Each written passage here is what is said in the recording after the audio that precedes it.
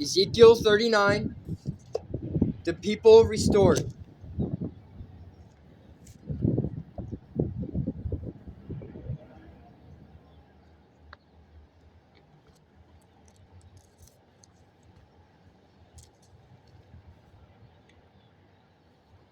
The slaughter of Gog's hordes.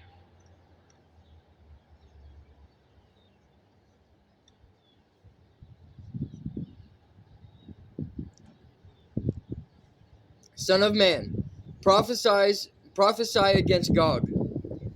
Give him this message from the sovereign Lord.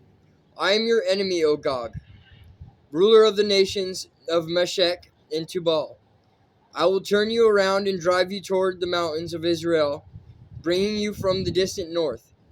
I will knock the bow from your left hand and the arrows from your right hand, and I will leave you helpless. You and your army and your allies will all die on the mountains. I'll feed you to the vultures and wild animals.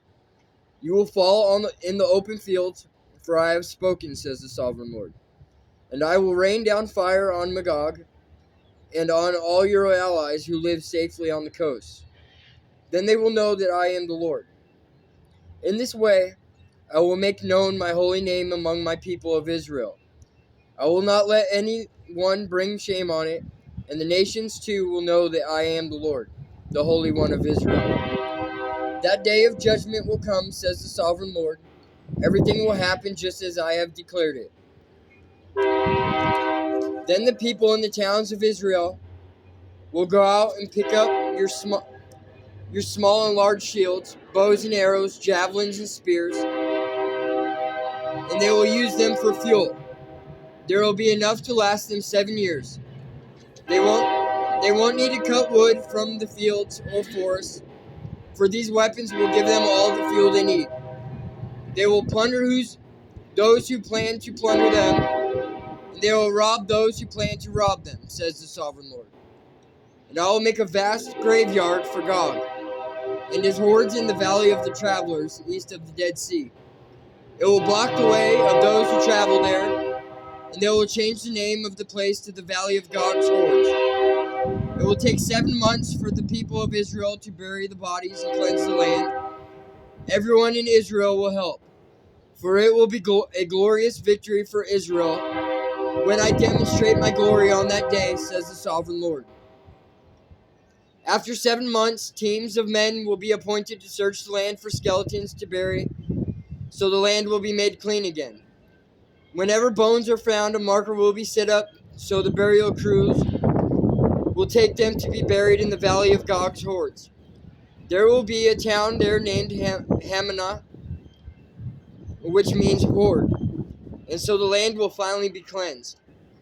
And now, son of man, this is what the sovereign Lord says. Call on the birds and wild animals. Say to them, gather together for my great sacrificial feast. Come from far and near to the mountains of Israel. There, eat flesh and drink blood. Eat the flesh of mighty men and drink the blood of princes, as though they were rams, lambs, goats, and bulls, all fattened animals from Bashan. Gorge yourselves with flesh until you are glutted.